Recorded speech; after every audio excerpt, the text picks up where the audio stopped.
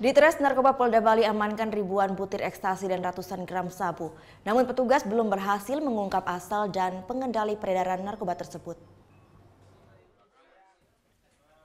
Ditres Narkoba Polda Bali berhasil mengamankan 1.700 butir ekstasi dan 677 gram sabu. Barang bukti tersebut diamankan dari orang tersangka yakni Cecep dan David. Mereka diamankan di seputaran wilayah Kuta pada Jumat 19 Januari 2019. Dari hasil pemeriksaan sementara, kedua tersangka ini berada dalam jaringan yang berbeda. Terkait banyaknya barang bukti tersebut, petugas belum berhasil mengungkap asal barang tersebut dan pengendali peredarannya. Demikian kami terus kembangkan, mudah-mudahan siapa yang memberikan barang bisa kami dapatkan dan anggota kami masih tetap melaksanakan lidik di lapangan. Kedua tersangka dijerat dengan Undang-Undang tentang Narkotika dengan ancaman penjara maksimal 20 tahun penjara. Surya Sanjaya melaporkan untuk NET.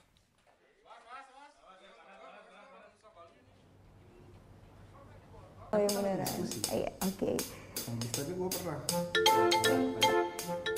Nah, udah kan nonton beritanya? Jangan lupa di subscribe, di like dan juga di komen ya akun YouTube dari Net Bali. Terima kasih udah subscribe. Yang belum, jangan sampai lupa di sebelah sini nih.